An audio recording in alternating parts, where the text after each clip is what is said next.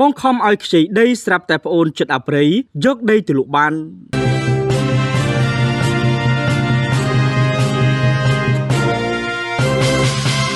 ស្ត្រីម្នាក់ដែលជាជនរងគ្រោះបានរៀបរាប់ប្រាប់អ្នកសារព័ត៌មានទាំងទឹកភ្នែកថាគាត់មានឈ្មោះជាចន្ទធីអាយុ53ឆ្នាំមានទីលំនៅនៅក្នុងភូមិត្រពាំងធំឃុំអង្គរស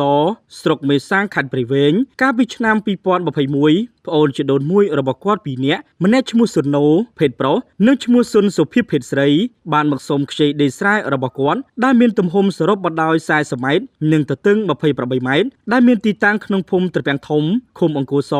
ស្រុកមេសាំងខេត្តព្រៃវែងដើម្បីយកទៅព្រោះស្រូវដំណើបដោយមើលឃើញពីជីវភាពរបស់ប្អូនជីដូនមួយរបស់គាត់មានការយ៉ាប់យ៉ឺនផងនោះហើយណាមួយទៀតគាត់ក៏ពុំសូវបានធ្វើស្រែផងព្រោះរវល់តែធ្វើការរកស៊ីនៅទីក្រុងភ្នំពេញគាត់ក៏អាណិតឲ្យប្អូនជីដូនមួយរបស់គាត់ខ្ចីដីនោះទៅដោយអាងថាបងប្អូននឹងគ្នាក៏មិនបានធ្វើលិខិតស្នាមអ្វីនោះទេ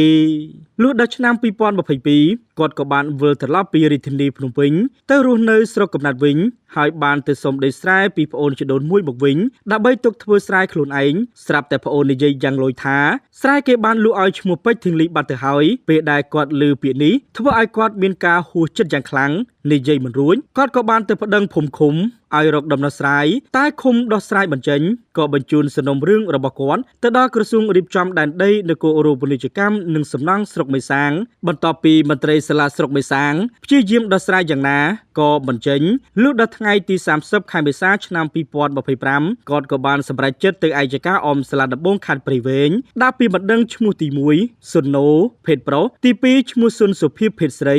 និងឈ្មោះពេជ្រធីងលីភេទប្រុសពីបទលួចលក់អចលនវត្ថុរបស់អ្នកដទៃទទួលផលចោរកម្មនិងធ្វើឲ្យខូចខាតដោយចេតនាមានស្ថានទម្ងន់ទោសស្ត្រីរងគ្រោះបានបន្តទៀតថាសំណុំរឿងរបស់គាត់ត្រូវបានឯកចការអមសាលាដំបងខេត្តព្រៃវែងមិនទាន់បានចាត់ការនៅឡើយនោះទេបើគិតមកដល់ពេលនេះវាមានរយៈពេល3ឆ្នាំមកហើយដូចជាមានអាចកំបាំងអ្វីនៅពីក្រោយស្ត្រីរងគ្រោះបានបន្តថាពេលខ្លះគាត់ក៏ត្រូវបានខាងមន្ត្រីក្រសួងរៀបចំដែនដីនគររូបនីយកម្មនិងសំណង់ស្រុកបេសាងក៏ហៅគាត់ជាច្រើនលើកទៀតផងដោយសន្យាចុះមកវាស់វែងរកយុត្តិធម៌ឲ្យគាត់ហើយឲ្យគាត់ឡើងពីរាជធានីភ្នំពេញមកស្រុកកំណើតពេលដែលគាត់មកដល់បែរជាមន្ត្រីរូបនេះមិនបានមកទៅវិញមិនតែប៉ុណ្ណោះថែមទាំងគំរាមគាត់មិនឲ្យប្រាប់អ្នកសារព័ត៌មានឲ្យដឹងពីរឿងនេះទៀតផង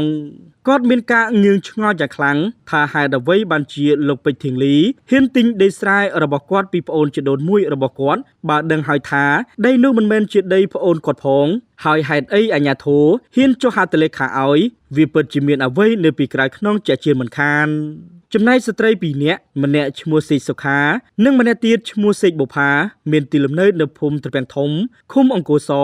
ស្រុកមេសាំងខេត្តព្រៃវែងបានអះអាងយ៉ាងដាច់អហង្ការថាដីមានទំនាស់ខាងលើពិតជាដីរបស់ឈ្មោះជាចន្ទធីពិតប្រាកដមែនជាចុងក្រោយស្ត្រីរងគ្រោះបានសនំពោដល់ប្រមុខថ្នាក់ដឹកនាំជាពិសេសសម្ដេចតេជោនិងសម្ដេចធិបតីហ៊ុនម៉ាណែតព្រមទាំងលោកជំទាវមេត្តាជួយរកយុត្តិធម៌ដល់ក្រុមគ្រួសាររបស់គាត់ផងព្រោះគាត់គ្មានអ្វីទីពឹងទេសពថ្ងៃប្តីរបស់គាត់ជាអ្នករត់ស៊ីក្លូរកមួយថ្ងៃហូបមួយថ្ងៃតែប៉ុណ្ណោះសង្ឃឹមថាលោកយុនសំណាងព្រះរាជអាជ្ញារងឯកចការអមសាលាដំបងខេត្តព្រៃវែងនឹងមានវិធានការចាត់ការលើសំណុំរឿងព្រំប្រទានលេខ310ចុះថ្ងៃទី5ខែឧសភាឆ្នាំ2025ឲ្យបានឆាប់រហ័សដោយអនុគ្រោះផងចូលខ្ញុំនាងខ្ញុំឈ្មោះជាចន្ទធីនៅភូមិត្រពាំងធំឃុំកសស្រុកមេសាំងខេត្តព្រៃវែងរឿងហ្នឹងគាត់មកខ្ចីដីនាងខ្ញុំធ្វើនៅឆ្នាំ2021ព្រោះតណើបហើយខ្ញុំក៏ឲ្យទៅដល់ឈ្មោះសុនសុភិបហើយសុនណូដល់ឆ្នាំ2022នាងខ្ញុំក៏យកដីវិញឆ្នាំ2022ខែ12ថ្ងៃទី29បានខ្ញុំដឹងតំណែងឈ្មោះសុនសុភិបបានយកដីនាងខ្ញុំយកទៅលក់ឲ្យឈ្មោះបិចធៀងលីហើយនាងខ្ញុំក៏បានដាក់ពាក្យបណ្ដឹងទៅសាលាខេត្តសូមឲ្យសូលយកដីខេត្តជួយរយុទ្ធធរឲ្យនាងខ្ញុំខ្ញុំបានដាក់ពាក្យទៅតុលាការក៏ខ្ញុំបានដាក់ពាក្យទៅសាលាខេត្តក៏ខ្ញុំបានដាក់ពាក្យហើយទៅដាក់ពាក្យបណ្ដឹងនៅភូមិខាងឃុំគេបានហៅទៅសម្រុះសម្រួលដែរប៉ុន្តែទាំងសងខាងគាត់អត់ព្រមចា អត់ព្រមពាក្យហ្នឹងកូនឡើងទៅដល់ស្រុកខាងស្រុកសូយកដីស្រុកមេសាងអបាស្រុកនិងសូយកដីគេបានចុះមកពិនិត្យដល់ទីតាំងខ្ញុំបានមកសារដែរកូគាត់មើលទៅគាត់ថាដីខ្ញុំកូគាត់បានសេក្តាស់ស្នាមអីឲ្យខ្ញុំនឹងຕົកខាងសូយកដីស្រុកមេសូយកដីស្រុកមេសាងហើយខ្ញុំក៏ຕົកក្តាស់ហ្នឹងកូបានប្តឹងតទៅទៀតដល់ទៅតុលាការដាក់ពាក្យនៅតុលាការគាត់បានកោះហៅខ្ញុំបានទៅសួរនាំច្រើនដងណាស់លោកពូមិនតិចដងច្រើនដងណាស់ខ្ញុំចុះទៅច្រើនដងដាក់ពាក្យតាំងពីឆ្នាំ2023គាត់ណាហៅនាងខ្ញុំទៅគាត់ណាសួរនាំចាទី1អត់មានដោះស្រាយទេហៅខ្ញុំទៅសួរនាំទេប្រហែលជាកន្លះឆ្នាំគាត់ហៅខ្ញុំទៅ6ខែបានគាត់ហៅខ្ញុំទៅដល់ពេលក្រោយទៀតហៅនាងខ្ញុំទៅទៀតណាត់ជួបគ្នាតទួលគ្នាដល់ទៅពេលខ្ញុំឡើងទៅគេមកខាងនេះគេអត់ទៅទេហៅតែខ្ញុំទៅគិតមកដល់ពេលនេះរយៈពេលប្រហែលខែសំណុំរឿងខ្ញុំមកដល់ពេលនេះ3ឆ្នាំហើយចា3ឆ្នាំហើយអត់ទាន់បានដោះស្រាយឲ្យខ្ញុំមិនអត់ទាន់អីមិនទេហៅតែខ្ញុំឡើងចុងក្រោយនាងខ្ញុំสนុំពរថ្នាក់ដឹកនាំយុរដ្ឋមន្ត្រីហ៊ុនម៉ាណែតនិងលោកជំទាវជួយខ្ញុំជួយរយុទ្ធធម៌ឲ្យនាងខ្ញុំផងពោះ3ឆ្នាំហើយខ្ញុំអត់ទាន់បានយុទ្ធធម៌អីទេហើយខ្ញុំក៏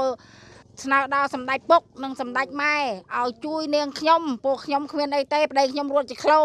ហើយខ្ញុំទៅរកស៊ីពេញនេះចាំកូនខ្ញុំអត់មានស្អីទេរាល់ថ្ងៃតកង់ក៏អត់មានជិះម៉ូតូក៏អត់មានជិះដែរសួរខ្ញុំឈ្មោះសីកខានៅភូមិពាំងធំឃុំកោសស្រុកមេសាងខេត្តព្រៃវែងអាយុនាងខ្ញុំអាយុ68ឆ្នាំហើយមកនេះខ្ញុំដឹងប្រវត្តិដីនឹងឈ្មោះ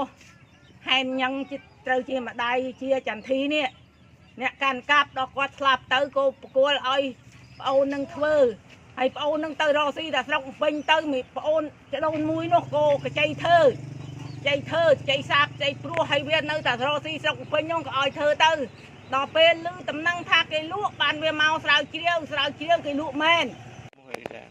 ខ្ញុំឈ្មោះសេកបុផានៅភូមិពាំងថងឃុំកោសស្រុកមេសាងខេត្តព្រៃវែងខ្ញុំដឹងថាដីច្បាស់ជាដីជាចន្ទធីហើយម៉ែវានឹងឈ្មោះយាយហែនអឿន